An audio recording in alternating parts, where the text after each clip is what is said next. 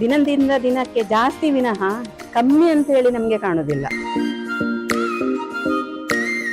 ಸಾಯಂಕಾಲ ಜನಗಳಿಗೆ ನೋಡ್ಲಿಕ್ಕೆ ಮಾತ್ರ ನಾವು 4 ಗಂಟೆ ನಂತರ ಅಲ್ಲಿ ಕಾಣ್ತೇವೆ. ನೀವು ಅದಕ್ಕೆ ಏನ್ ಹಾಕ್ತೀರಾ, ಸೀಕ್ರೆಟ್ ಏನಿದೆ ಅದರಲ್ಲಿ ಅಂತ ಕೇಳ್ತಾರೆ. ದಿನಕ್ಕೆ ಒಂದು 200 ಕಸ್ಟಮರ್ ಗ್ಯಾರಂಟಿ ಇದ್ದಾರೆ.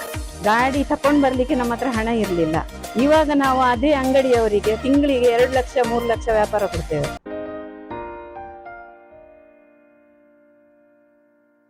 ಬದುಕ ತಿರುಳು, ಇದು ವ್ಯಥೆ ಕಥೆಯ ಪಯಣ. ಸಂಚಿಕೆ 6 ಕಾರ್ಯಕ್ರಮಕ್ಕೆ ಸ್ವಾಗತ. ನಾನು ಕವಿತಾ ಮಾಣಿ. ಇವತ್ತಿನ ಸಂಚಿಕೆಯಲ್ಲಿ ನಾವು ನಿಮಗೆ ಪರಿಚಯ ಮಾಡ್ತಾ ಇರುವಂತದ್ದು ಮಾಣಿ ಗ್ರಾಮದ ಒಂದು ಪೋಡಿ ಸುರೇಶಣ್ಣ ಅಂತ ಹೆಸರನ್ನ ಪಡೆದಿರುವಂತಹ ವ್ಯಕ್ತಿಯ ಕಥೆಯನ್ನ. ಒಂದು ಸಣ್ಣ ತಳ್ಳುಗಾಡಿ ವ್ಯಾಪಾರದ ಮೂಲಕ ಒಂದು ಬಿಸ್ನೆಸ್ ಅನ್ನ ಸ್ಟಾರ್ಟ್ ಮಾಡಿ 23 ವರ್ಷಗಳ ಹಿಂದೆ ಬಿಸ್ನೆಸ್ ಅನ್ನ ಸ್ಟಾರ್ಟ್ ಮಾಡಿ ಸತತವಾಗಿ ಸಕ್ಸಸ್ ಅನ್ನ ಕಂಡು ಈಗ ದಿನಕ್ಕೆ 5 ರಿಂದ 6 ಸಾವಿರ ತನಕ ವ್ಯಾಪಾರ ಮಾಡ್ತಾ ಇರುವಂತಹ ಒಂದು ವ್ಯಕ್ತಿಯ ಕಥೆಯನ್ನ, ನನ್ನಿಂದ ಏನೂ ಸಾಧ್ಯ ಆಗಲ್ಲ ಅನ್ನುವರಿಗೆ ಉದಾಹರಣೆಯಾಗಿರುವಂತಹ ವ್ಯಕ್ತಿಯನ್ನ. ಸೊ ಬನ್ನಿ ಅವ್ರ ಹತ್ರ ಮಾತಾಡ್ಸೋಣ. ಜೊತೆಗೆ ಅವ್ರಿಗೆ ಎಷ್ಟು ಪರಿಶ್ರಮ ಪಟ್ಟಿದ್ದಾರೆ ಈ ಒಂದು ಹಂತಕ್ಕೆ ತಲುಪಬೇಕಾದ್ರೆ, ಜೊತೆಗೆ ಏನೆಲ್ಲ ತಿಂಡಿ ತಿನಿಸುಗಳು ಇವರ ಒಂದು ತಳ್ಳುಗಾಡಿಯಲ್ಲಿ ಮಾಡ್ಲಾಗತ್ತೆ, ಇವೆಲ್ಲವನ್ನ ನೋಡ್ಕೊಂಡು ಬರೋಣ ಬನ್ನಿ.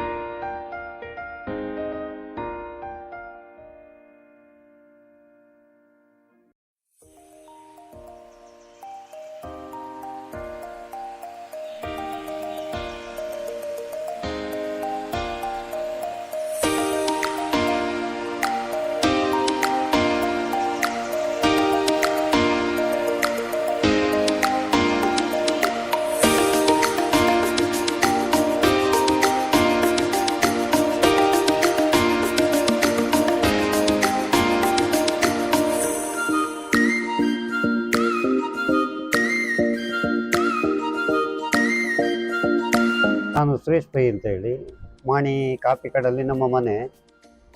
ಇಲ್ಲಿ ಮಾಣಿ ಬಸ್ ನಿಲ್ದಾಣದ ಪಕ್ಕದಲ್ಲಿ ತಳ್ಳುಗಾಡಿ ಅಂದರೆ ಆಟೋದಲ್ಲಿ ಸಾಯಂಕಾಲ ಹೊತ್ತು ವ್ಯಾಪಾರ ಮಾಡೋದು.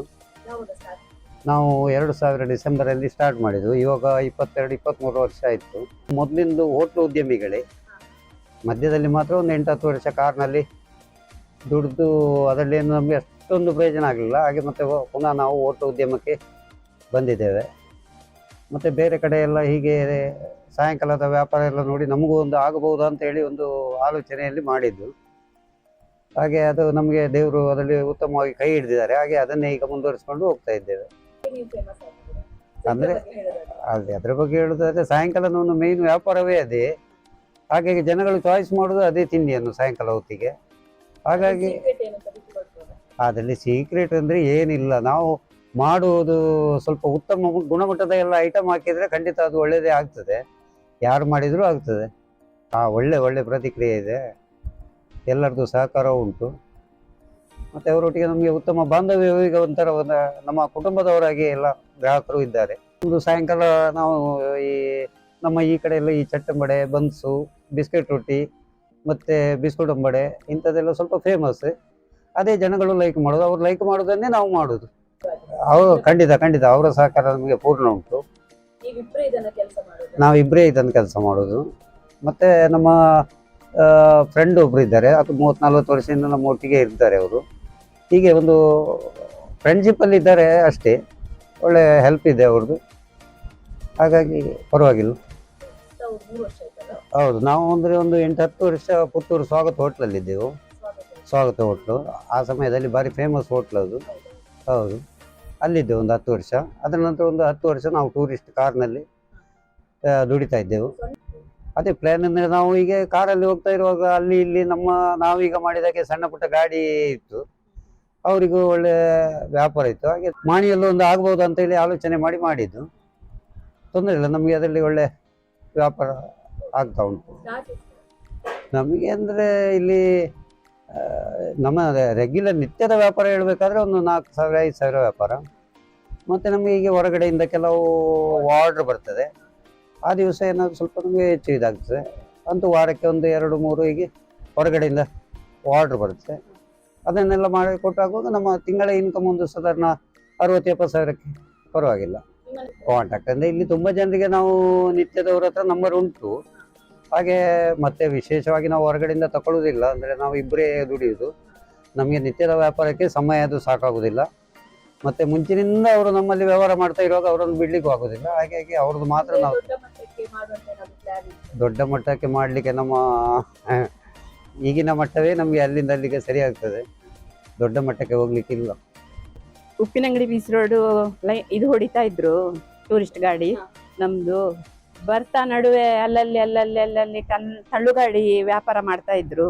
ಅದ ನಂತರ ನಮ್ಮ ಫ್ರೆಂಡ್ ಒಬ್ರು ಬೀಚ್ ರೋಡಲ್ಲಿ ಮಾಡ್ತಾ ಇದ್ರು. ಅವ್ರು ನಮಗೆ ಒಂದ್ಸಲ ಹೇಳಿದ್ರು, ನೀವು ಇದೇ ವ್ಯಾಪಾರ ಮಾಡಿದರೆ ಒಳ್ಳೆ ಇದಾಗುತ್ತೆ ನಿಮಗೆ ಅಂತ. ಹಾಗೆ ಒಂದಿನ ಬಂದು ನನ್ನ ಹತ್ರ ಹೇಳಿದರು, ಹೀಗೆ ಮಾಡುವಾನ ಅಂತ. ಅದಕ್ಕೆ ನಾನು ಓಕೆ ಅಂತ ಹೇಳಿಬಿಟ್ಟೆ, ಅಂದರೆ ಕೆಲಸ ಮಾಡಬೇಕಲ್ವಾ. ಹಾಗೆ ಆಯಿತು ಅಂತ ಹೇಳಿ ವ್ಯಾಪಾರ ಸ್ಟಾರ್ಟ್ ಮಾಡಿದೆವು. ಫಸ್ಟಿಗೆ ನಾನು ಮದುವೆ ಆಗಿ ಬರುವಾಗ ಇವರು ಅಣ್ಣ ತಮ್ಮ ಹೋಟೆಲಲ್ಲಿ ಇದ್ದರು. ಅದು ಎಷ್ಟು ಹೇಳಿದ್ರು ಒಂದು ಮಗು ಆದ ನಂತರ ಸ್ವಲ್ಪ ಬರ್ತದಲ್ವಾ ಆಚೆ ಈಚೆ. ಮತ್ತು ನಾವೇ ತಲೆಗೆ ಬಂತು ನಾವೇ ಒಂದು ಬೇರೆ ವ್ಯಾಪಾರ ಮಾಡುವ, ಏನಾದರೂ ಮಾಡುವ ಅಂತ. ಹಾಗೆ ಇವರಿಗೊಂದು ಡ್ರೈವಿಂಗ್ ಗೊತ್ತಿತ್ತು, ಸೆಕೆಂಡ್ ಹ್ಯಾಂಡ್ ಕಾರ್ ತಗೊಂಡ್ವಿ. 10 ವರ್ಷ ಅದನ್ನು ಓಡಿಸಿದ್ರು. ಅದ ನಂತರ ಈ ವ್ಯಾಪಾರ ಮಾಡಿದ್ವಿ. ಈ ವ್ಯಾಪಾರದಿಂದ ದೇವರ ದಯದಿಂದ ನಮಗೆ ಇವತ್ತಿನ ತನಕ ಏನು ತೊಂದರೆ ಇಲ್ಲ. ನಾವು ಒಟ್ಟಿಗೆ ದುಡಿತೇವೆ, ಒಟ್ಟಿಗೆ ಕೆಲಸ ಮಾಡ್ತೇವೆ. ನನಗೆ ಅಂತ ಹೇಳಿ ಇಷ್ಟು ಕೆಲಸ ಇದೆ, ನಾನು ಎಲ್ಲಿಗೆ ಹೋಗುದಿದ್ರು ಆ ಕೆಲಸವನ್ನು ಮಾಡಿಟ್ಟೇ ಹೋಗುದು. ಅವರದ್ದು ಕೆಲಸ ಅವ್ರು ಮಾಡ್ತಾರೆ. ಹಾಗೆ ಏನು ಕೆಲಸ ಇದ್ರು ನಾವು ಹಂಚ್ಕೊಂಡು ಮಾಡ್ತಾ ಇದ್ದೇವೆ. ಇಷ್ಟು 23 ವರ್ಷ ಆಯಿತು ಇಷ್ಟರ ತನಕ.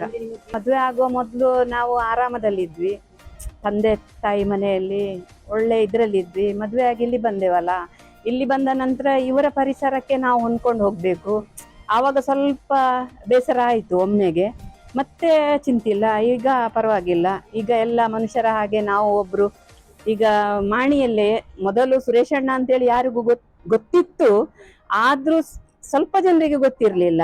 ಕಾರ್ ಡ್ರೈವಿಂಗ್ ಸೇರಿದ ನಂತರ ಸ್ವಲ್ಪ ಮಂದಿಗೆಲ್ಲ ಗೊತ್ತಾಯಿತು. ಇವಾಗ ಇಲ್ಲಿಂದ BC ರೋಡು, ಪುತ್ತೂರು, ಉಪ್ಪಿನಂಗಡಿ ಎಲ್ಲ ಕಡೆಯಿಂದ ಬರ್ತಾರೆ ನಮ್ಮ ಗಾಡಿಗೆ. ಕಾಫಿ ತಿಂಡಿ ತಿನ್ಲಿಕ್ಕೋಸ್ಕರನೇ ಬರ್ತಾರೆ. ಅದು ಒಂದು ಖುಷಿ ಕೊಡ್ತದೆ. ಪ್ರತಿಯೊಬ್ರು ಹೇಳ್ತಾರೆ. ಈಗ ನಾನು ಕ್ಯಾಟ್ರಿಂಗ್ ಕೊಡ್ತೇನೆ ಬೆಳಿಗ್ಗೆ ಹೊತ್ತು. ನಾನು ಇವಾಗ ಸ್ವಲ್ಪ ಕಮ್ಮಿ ಮಾಡಿದ್ದೇನೆ, ಅಂದರೆ ಆಗುದಿಲ್ಲ ಮಾಡಲಿಕ್ಕೆ. ರಾತ್ರಿ ಬರುವಾಗ ಲೇಟ್ ಆಗ್ತದೆ, ಬೆಳಿಗ್ಗೆ ಬೇಗ ಎದ್ದು ಅವರಿಗೆ ಹೇಳಿದ ಟೈಮಿಗೆ ನಾವು ಕೊಡಬೇಕಾಗ್ತದೆ. ಹಾಗೆ ಸ್ವಲ್ಪ ಕ್ಯಾಟ್ರಿಂಗ್ ಕಮ್ಮಿ ಮಾಡಿದ್ದೇವೆ. ಆದರೆ ನಮಗೆ ರೆಗ್ಯುಲರಿ ಆಗಿ ಬರ್ತಾರಲ್ಲ ಅವರಿಗೆ ನಾವು ಕೊಡಲೇಬೇಕು. ಒಂದು ಹೈಸ್ಕೂಲ್ ಇದೆ, ಒಂದು ಇಂಗ್ಲೀಷ್ ಮೀಡಿಯಮ್ ಇದೆ, ಮತ್ತು ಪಂಚಾಯತ್ ಇದೆ, ಅದು ಇದೆ. ಅವರು ನಮ್ಮ ಸ್ವಲ್ಪ ಹತ್ತಿರದವರು ಅಂತ ಹೇಳಿದ್ರೆ ಅವರಿಗೆ ಕೊಡಲೇಬೇಕು. ಅಲ್ಲಿ ಹೋದವರೆಲ್ಲ ಹೇಳ್ತಾರೆ, ನಿಮ್ಮ ತಿಂಡಿ ತುಂಬ ಚೆನ್ನಾಗಿದೆ. ನಾವೀಗ ಒಂದು ಹೋಟೆಲಲ್ಲಿ ಹೋಗಿ ಬಿಸ್ಕುಟ್ ಅಂಬಡೆ ತಿಂತೇವೆ, ನೀವು ಮಾಡುವ ಥರ ಇರೋದಿಲ್ಲ. ನೀವು ಅದಕ್ಕೆ ಏನು ಹಾಕ್ತೀರಾ, ಸೀಕ್ರೆಟ್ ಏನಿದೆ ಅದರಲ್ಲಿ ಅಂತ ಕೇಳ್ತಾರೆ. ಸೀಕ್ರೆಟ್ ಎಲ್ಲ ಏನಿಲ್ಲ, ಎಲ್ಲರೂ ಮಾಡುವ ಹಾಗೇನೆ ನಾವಿದೆ, ಕೈಗುಣನೋ ಅಂತ ಹೇಳ್ತಾರಲ್ಲ ಒಂದು, ಅದೇ ಟೈಪು, ಬೇರೆ ಏನಿಲ್ಲ ಅಂತ ಹೇಳ್ತೇನೆ ಅಷ್ಟೇ. ಅಂದರೆ ಅದು ಹೇಳಲಿಕ್ಕಾಗೋದಿಲ್ಲ. ನಾವು ನನ್ನ ಮಗುವಿಗೆ ಒಂದು ಒಳ್ಳೆ ಶಿಕ್ಷಣ ಕೊಡಬೇಕಂತ ಲೆಕ್ಕ ಹಾಕಿದ್ದೆ, ಅದು ಕೊಟ್ಟೆವು. ಅವಳಿಗೊಂದು ಮದುವೆ ಮಾಡಿದ್ದೆವು, ಒಂದು ಮನೆ ಕಟ್ಟಿದ್ವಿ, ಗಾಡಿ ತಕೊಂಡ್ವಿ. ಅದೆಲ್ಲ ನಮ್ಮ ಇದೇ ವ್ಯಾಪಾರದಿಂದ ನಾವು ಮಾಡಿದ್ದು. ಖಂಡಿತ. ನಮಗೆ ಮದುವೆ ಆಗಿ 33ನೇ ವರ್ಷ ಇದು. ಒಂದು 10 ವರ್ಷ ಮಾತ್ರ ನಾವು ಸ್ವಲ್ಪ ತುಂಬಾ ಕಷ್ಟಪಟ್ಟಿದ್ವಿ. ಇವರು ಕಾರಲ್ಲಿ ದುಡಿತಿದ್ರು, ಕಾರಿದ್ದು ಹಣ ಕಾರಿಗೆ ಹೋಗ್ತಿತ್ತು. ನಮ್ಗೆ ಜೀವನಕ್ಕೆ ತೊಂದರೆ ಬರ್ತಿರ್ಲಿಲ್ಲ. ಆದ್ರೆ ಎತ್ತಿಡ್ಲಿಕ್ಕೆ ಅಂತೇಳಿ ನಮ್ಗೆ ಏನು ಸಿಗ್ತಾನೆ ಇರ್ಲಿಲ್ಲ. ಈ ವ್ಯಾಪಾರ ಇಟ್ಟ ನಂತರ ನಮಗೆ ಒಂದು ದಿವಸಕ್ಕೊಂದು ಇಷ್ಟು. ಈಗ ನಾನೇ ಒಂದು ಕೆಲಸ ಮಾಡ್ತೇನೆ, ನನ್ಗೆ ಅವ್ರು ದಿನಕ್ಕೆ 500 ರೂಪಾಯಿ ಕೊಡ್ತಾರೆ. ನಾನು ಅದೇ ಹೊರಗಡೆ ಹೋಗಿ ಕೆಲಸ ಮಾಡೋದಕ್ಕಿಂತ ನಮ್ಮನೆಯದೇ ಕೆಲಸ ನಾವು ಮಾಡಿದ್ರೆ ಎಷ್ಟು ಒಳ್ಳೇದಿರುತ್ತಲ್ವಾ. ಎಲ್ಲಿಗೂ ಹೋಗ್ಬೇಕಂತೇಳಿ ಇವರು ರಾತ್ರಿ ಬಂದು ಹೇಳ್ತಾರೆ, ನೋಡು ನಾಳೆ ಬೆಳಿಗ್ಗೆ ಇಷ್ಟ ಆಗ್ಬೇಕಂತೇಳಿ. ಅವ್ರು ಹೇಳುವ ಮೊದಲು ನಂದು ಕೆಲಸ ರೆಡಿ ಆಗಿರ್ತದೆ. ಅದೊಂದು ಖುಷಿ. ಎಷ್ಟು ಬಂಡವಾಳ ಖಾಲಿ ನಮ್ಗೆ ನಾವು ಗಾಡಿ ತಕೊಳ್ಳುವಾಗ ಗಾಡಿ ಮಾಡ್ಲಿಕ್ಕೆ ಕೊಟ್ಟಿದ್ವಿ. ಗಾಡಿ ತಕೊಂಡ್ ಬರ್ಲಿಕ್ಕೆ ನಮ್ಮ ಹತ್ರ ಹಣ ಇರ್ಲಿಲ್ಲ. ಇಲ್ಲೊಬ್ರು ಅಂಗಡಿಯವರಿದ್ದಾರಲ್ಲ, ಉನ್ಯಕ್ಕ ಅಂತ, ಅವ್ರು ನಮ್ಗೆ 10,000 ಕೊಟ್ರು. ಅವರ ಹಣದಿಂದ ನಾವು ಗಾಡಿಯನ್ನ ತಕೊಂಡ್ ಬಂದ್ವಿ. ಅಲ್ಲಿಂದ ನಮ್ಮ ವ್ಯಾಪಾರ ಸ್ಟಾರ್ಟ್ ಆದದ್ದು, ಬಂಡವಾಳದಿಂದ. ಇವಾಗ ನಾವು ಅದೇ ಅಂಗಡಿಯವರಿಗೆ ತಿಂಗಳಿಗೆ 2 ಲಕ್ಷ 3 ಲಕ್ಷ ವ್ಯಾಪಾರ ಕೊಡ್ತೇವೆ. ಅದೇ ಅಂಗಡಿಯವರಿಗೆ ಒಮ್ಮೆ ಸಾಮಾನು ತರುವಾಗ ಒಂದು 25-30 ಸಾವಿರ ರೂಪಾಯಿ ಆಗುತ್ತೆ ನಮ್ಗೆ. ನೋಡಿ, ಇವಾಗ ಮೋದಿ ನಮ್ಗೆ ಒಂದು ಸಂಜೀವಿನಿ ಒಕ್ಕೂಟ ಅಂತ ಇದೆ. ಅದರಲ್ಲಿ ಹೆಂಗಸರಿಗೆ ಸಾಲ ಅಂತ ಹೇಳಿ ಕೊಡ್ತಾರೆ ನಮ್ಮ ಕೇಂದ್ರ ಸರ್ಕಾರದಿಂದ. 1.5 ಲಕ್ಷ ಕೊಡ್ತಾರೆ. ಅದರಿಂದ ನಾವು ನೋಡಿ, ಒಂದು ಹಪ್ಪಳ ಸಂಡಿಗೆನ ಬೇರೆ ಏನು ಬೇಕಾದ್ರೂ ನಾವು ಮಾಡಿ ಸೆಲ್ಫ್ ಎಂಪ್ಲಾಯ್ ನಾವೇ ಆಗ್ಬೋದು. ಅದರಿಂದ ಖುಷಿ ಆಗುತ್ತೆ. ಮತ್ತೆ ವಿಜಯ ಬ್ಯಾಂಕಲ್ಲಿ ನಮಗೆ ಲೋನು, ಮುದ್ರಾ ಯೋಜನೆಯಲ್ಲಿ ನಮ್ಗೆ 50,000 ಕೊಡ್ತಾರೆ. ಮೊದಲು ನಮ್ಗೆ ಒಂದು 10,000 ಲೋನ್ ತಕೊಳ್ಳಿಕ್ಕೂ ಮೇಲೆ ಕೆಳಗೆ ನೋಡಿದ್ದೇವೆ ನಾವು. ಬ್ಯಾಂಕಿನವರು ಕೊಡುವಾಗ ಕೇಳಿದ್ರು, ತಳ್ಳುಗಾಡಿ ಅಂತೇಳಿ ನೀವು ತಕೊಳ್ತೀರಾ, ಗಾಡಿಯನ್ನು ತಳ್ಳಿ ತಳ್ಳಿ ತಳ್ಳಿ ನೀವು ಎಲ್ಲಿ ಹೋಗ್ತೀರಾ ಅಂತೇಳಿ ಯಾರಿಗ್ ಗೊತ್ತು, ನೀವು ಆ ಹಣವನ್ನ ಹೇಗ್ ಕಟ್ತೀರಾ ಅಂತ ಕೇಳಿದವರು ಇದ್ದಾರೆ ನಮಗೆ. ಈಗ ಅದೇ ಮ್ಯಾನೇಜರ್ ಬಂದು ತಕೊಳ್ಳಿ ಅಂತ ಹೇಳಿ ಹೇಳ್ತಾರೆ ಹಣ. ಉದ್ಯಮ ಅವರವರಿಗೆ ಆಸಕ್ತಿ ಪ್ರಕಾರ ಅವರು ಯಾವ ಉದ್ಯಮವೂ ಮಾಡಬಹುದು. ಈಗ ಅವರಿಗೆ ಇದ್ರೆ ಅನುಭವ ಇದ್ರೆ ಈ ಉದ್ಯಮವನ್ನು ಮಾಡಬಹುದು, ನಾವು ಮಾಡುವ ಉದ್ಯಮವನ್ನು ಮಾಡಬಹುದು. ಮುಖ್ಯವಾಗಿ ಆಸಕ್ತಿ ಬೇಕಲ್ಲ, ಆಸಕ್ತಿ ಹೊಂದಿಕೊಂಡಿರುವುದು. ಸಾಯಂಕಾಲ ಜನಗಳಿಗೆ ನೋಡ್ಲಿಕ್ಕೆ ಮಾತ್ರ ನಾವು 4 ಗಂಟೆ ನಂತರ ಅಲ್ಲಿ ಕಾಣ್ತೇವೆ.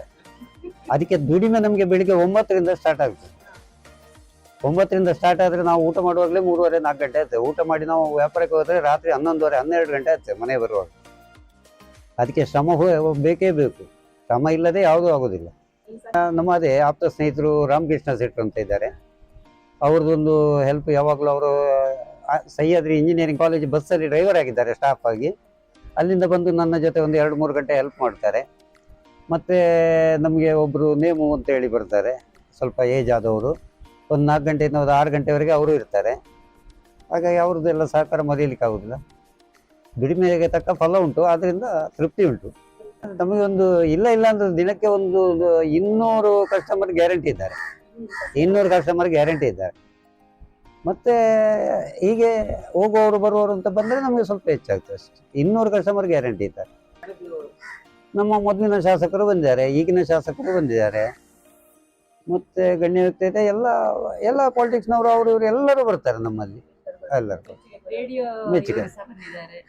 ಮತ್ತೆ ಆಕಾಶವಾಣಿಯವರು ಬಂದಿದ್ರು, ಮಂಗಳೂರು ಆಕಾಶವಾಣಿಯವರು. ಇದು ಇವತ್ತಿನ ಬದುಕ ತಿರುಳು ಸಂಚಿಕೆ. ನೋಡಿದ್ರಲ್ವಾ, ಪೋಡಿ ಸುರೇಶಣ್ಣ ಅಂತ ಹೆಸರನ್ನ ಪಡೆದಿರುವಂತಹ ಸುರೇಶ್ ಹಾಗೇನೆ ಸೀಮಮ್ಮ ದಂಪತಿಗಳು ಸಾಕಷ್ಟು ಒಂದು ಮಾಣಿ ಗ್ರಾಮದಲ್ಲಿ ಹೆಸರನ್ನ ಪಡೆದಿರುವಂತಹ ವ್ಯಕ್ತಿಗಳು ಸ್ವಂತ ಪರಿಶ್ರಮದ ಮೂಲಕ ಇಲ್ಲಿ ತನಕ ಸಕ್ಸಸ್ ಅನ್ನ ಕಂಡಿದ್ದಾರೆ. ನನ್ನಿಂದ ಏನೂ ಸಾಧ್ಯ ಆಗಲ್ಲ ಅನ್ನುವವರಿಗೆ ಉತ್ತಮ ಉದಾಹರಣೆ. ಇನ್ನೊಂದು ಸಂಚಿಕೆಯಲ್ಲಿ ಮತ್ತೊಮ್ಮೆ ಸಿಗೋಣ. ಅಲ್ಲಿ ತನಕ ನಮಸ್ಕಾರ.